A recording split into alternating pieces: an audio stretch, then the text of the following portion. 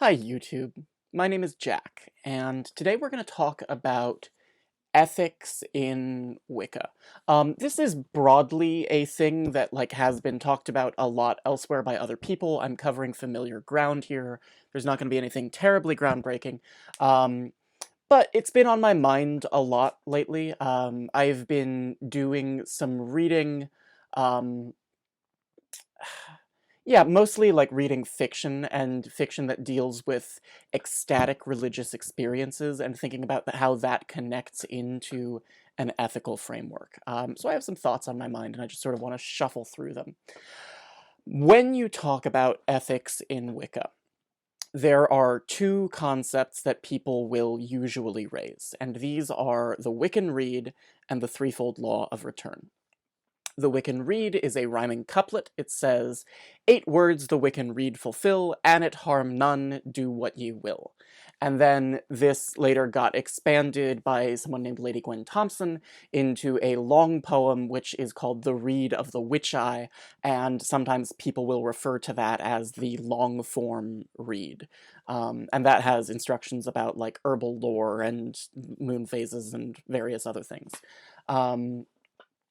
But the Wiccan Rede itself is just that little couplet.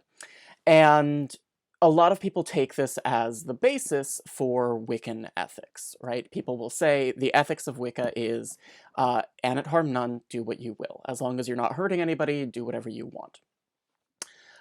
We will circle back to a discussion of the Rede in a moment, but the other concept that people talk about when they talk ethics in Wicca is the Threefold Law of Return. The idea that whatever you put out into the universe will come back to you threefold. So if you open up sort of an introductory book on Wicca, or if you're doing a cursory search on YouTube or TikTok or wherever else, those are the two concepts you are likely to encounter when people discuss ethics in Wicca. And what I'm going to say today has been said by many people before, which is that those things aren't actually really deeply a part of Wicca. My experience of Wicca, and here I'm talking about a particular kind of traditional initiatory coven-based Wicca, so this isn't going to apply to all people's experiences of Wicca. I'm just talking from a first-person perspective here. My experience of Wicca is that it is a mystery cult focused on a particular ecstatic experience of connection with the divine and of particular mysteries, and that ethics doesn't really come into play. Wicca doesn't teach ethics, and the Wicca that I practice doesn't actually have a fundamental moral underpinning to it. I think we often have this idea, largely derived from sort of the way that Christianity has worked its way into mainstream American society. We often have this idea that the purpose of religion is, at least in part, to tell you what is right and what is wrong. I have a video on that. I think it's called Is Religion Is Supposed to Be Explanatory? I will link it up above. But, we have this idea that one of the things that religion is for is to help you make moral decisions so that you can know what the right thing is to do and what the wrong thing is to do. And Wicca, at least the version of Wicca that I practice, isn't about that. Wicca doesn't teach you what's right and what's wrong. On the contrary, my version of Wicca is a tradition where you are only initiated as an adult. You only become a Gardnerian Wiccan as an adult. And there's an expectation that you've already figured out how to be a good person, right? We're not going to initiate someone into our coven who doesn't already have a moral compass. But that's something that you figure out on your own time. You figure that out independently. And that's ethics and not religion. I think we're so used to thinking of ethics and religion as going together. But the version of Wicca that I practice really says, okay, we're going to bring you into the religion, but the religion isn't here to teach you ethics. You need to have that figured out for yourself, right? You need to have already done your soul searching and your philosophizing and figured out how to treat people well. because we're not here to teach you that you're an adult. You need to be able to make moral decisions on your own. Which is in some ways quite radical, right? Like the idea that the moral framework of Wicca is, I'm not going to teach you ethics, you're an adult, you have to be responsible for your own decisions. That's really extraordinary. And so in a way that, like, that is fundamentally the ethical underpinning of Wicca. It's not that Wicca is amoral or that Wiccans don't care about morality. It's that we expect morality to be something that you figure out before you start doing the religion. Because your source of morality in a Wiccan framework isn't coming from what the religion is telling you. You have to, like, you know, take an ethics class or do a little bit of, like, sitting and thinking about the golden rule and, like, maybe treat people the way you want to be treated or whatever. However you're coming to your thoughts about ethics, like, that's something for you as a matter of personal responsibility, personal accountability, and not something that the religion is teaching you. So, I've just said that ethics kind of doesn't have anything to do with Wicca, or rather that ethics is something you need to figure out antecedently, that is prior to or separate from the practice of Wicca. And Wicca itself, again, speaking only from my perspective of the kind of Wicca that I'm engaged in, doesn't have a lot to say about ethics, about moral decision-making. Having said that, then, what's the deal with the Wiccan Rede and the Threefold Law of Return? Like, where do these things come from if I've just said that they're not inherent to Wicca? And the answer is more or less that they are PR. So it's important, I think, to understand that Wicca comes into the public eye in the 1950s, and this is a time of broad social conservatism, but it's also, I think, really important to remember that the word witch was really shocking in the mid-20th century, in a way that I think for a lot of us now it isn't anymore.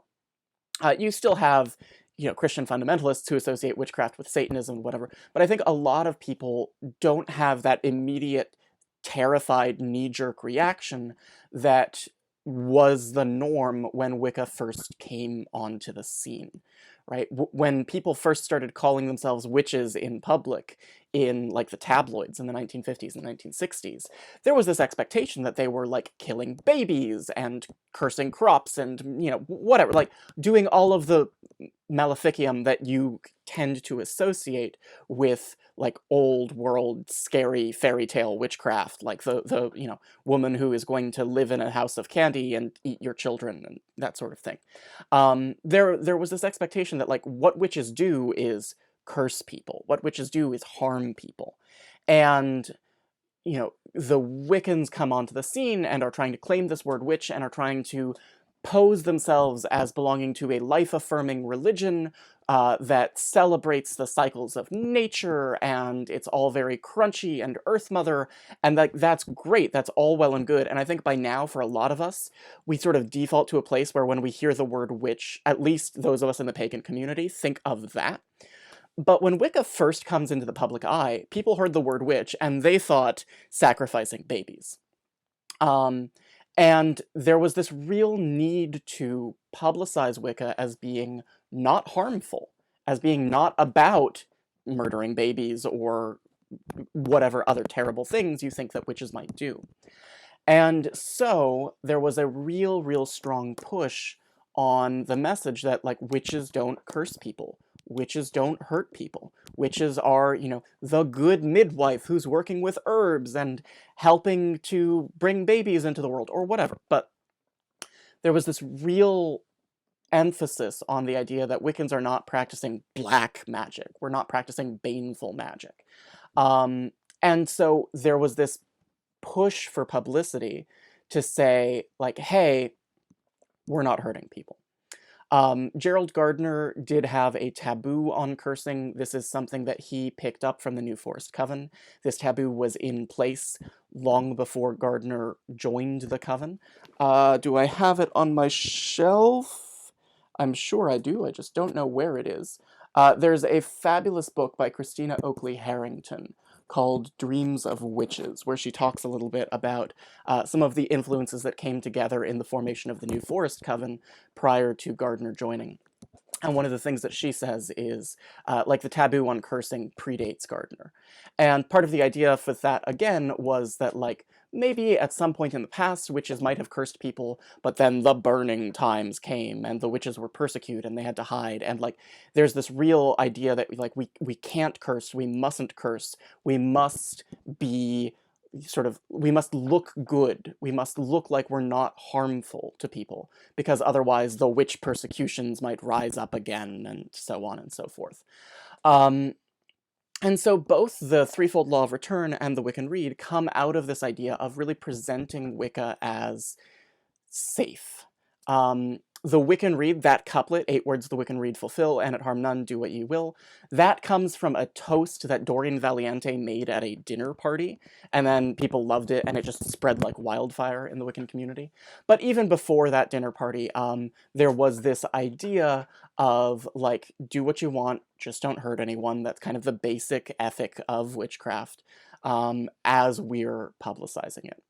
And a lot of that also was about, like, sex, drugs, and rock and roll, right? There's this idea that, like, Wiccans are, like, having sex sometimes and dancing around naked, which is not necessarily sexual, right? Skyclad ritual is not inherently sexual, but, like, that Wiccans are doing things that mainstream society considers scandalous.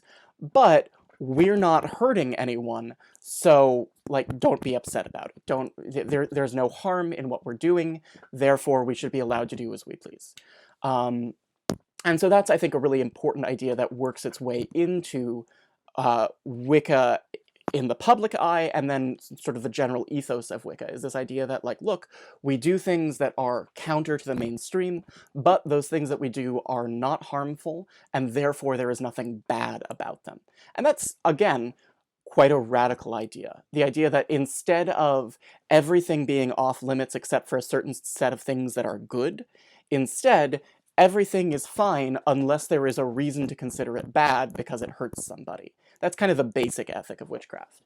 Now, importantly, people get very wrapped up in the Wiccan Rede, and people who adhere to the Wiccan Rede sometimes feel like that means they can't ever hurt anyone, right? So, and at harm none, do what you will, people feel like that means they can't hurt anyone ever, and they live sort of a life of total nonviolence, which a lot of people then criticize them for and say, like, that's not a reasonable way to live your life. Sometimes you have to stand up for yourself against bullies or violence or whatever. And again, like, the Wiccan Rede is not part of Wicca as I practice it, so I really don't have a dog in that fight. But I do think it's important to note that, like, the Wiccan Rede just gives you a conditional statement that says, if you're not hurting anybody, you can do what you like. It doesn't say anything about if you are hurting somebody. So, like, that's a case where if you're adhering to the Wiccan Rede, you have to use your judgment, right? If you're having spaghetti for dinner, put marinara sauce on it. That says nothing about what to do if you're not having spaghetti for dinner. So if you're having penne for dinner, you have to make up your own mind about whether to put marinara sauce or whether to put Alfredo sauce. Similarly, if you're not hurting anybody, do whatever you want. If your action will harm somebody, then you have to make a judgment call, and this goes back to what I was saying earlier. You have to be a grown-up about it, and you have to have your own moral compass and make decisions that might sometimes be hard. Because, right, inevitably in life, sometimes we come up against situations where it is unavoidable to cause some kind of harm. And then you have to make a decision, and you have to follow your own moral compass. The moral responsibility is on you, and a 2-line piece of poetry is not going to make those moral decisions for you. The Threefold Law of Return, similarly, is something that some Wiccans really like and have really publicized. Patricia Crowther, in particular, writes about it in some of her books, and she really adheres to this idea of a Threefold Law of Return. Lots of people in the past have criticized the Threefold Law of Return by pointing out that, like, it's a perpetual motion machine. If I do something and it comes back to me 3 times, then, like, everything that everyone does just keeps getting amplified, and, like, there's nowhere for the energy to go. So, like, logistically, the Threefold Law of Return doesn't really work. in principle, the Threefold Law of Return is like, you can read it as just sort of a version of the golden rule, right? Treat people as if the way you treated them will get reflected back on you 3 times. So, like, basically treat people well because you want to treat people as if you could expect the same treatment from them, but more intense. So if you're treating people poorly, you know, act as if you could expect that same treatment from them, but worse. And if you're treating people well, act as if you could expect that same treatment from them, but better. That's kind of like the very boiled down version of the Threefold Law of Return, is that it's just the golden rule. And it, like, I don't think it actually describes a chain of karmic cause and effect. Also, karma is just like so fucked in the way that Westerners talk about it. But anyways, I don't think it describes a like moralistic chain of cause and effect where every action you have gets tallied up and multiplied by 3 and then thrown back at you. That's not the way the universe works. The Threefold Law of Return became very popular again in like Wiccan PR. I think it comes from one of Gerald Gardner's awful novels, where like someone says, if you're a witch, then you give out 3 times what you get back. And then it just sort of like worked its way into the world as an ethos of like, here's how Wiccans believe that morality works. So I really genuinely, I don't mean to disparage anyone who adheres to or abides by the Threefold Law or the Wiccan Rede as moral precepts, because I think those can be helpful ways to structure your moral decision-making. But I think we have to be careful about not being overly simplistic with them, because when we come up against genuinely hard moral decisions, which happens in all of our lives, neither of those things is really going to have an answer for you. And secondly, I think it's important to note that neither of those things is really deeply inherent to Wicca, or at least inherent to Gardnerian Wicca, the kind of Wicca that I'm familiar with, the kind of Wicca that I practice. Those are things that some individual practitioners of Wicca choose to incorporate into their worldview, and that's great. But the Wicca that I know and practice just fundamentally isn't about morality. Like, morality is not the reason that we show up, and there's an expectation that you've dealt with that before you walk in the door so that we can do the ecstatic mystery cult thing, because ultimately that's what we're there for. Thanks for listening to my thoughts. I am going to... Oh, I'm so tired. I was out so late last night. I'm gonna take a nap. Have a good day, and I will see you sometime soon. Bye.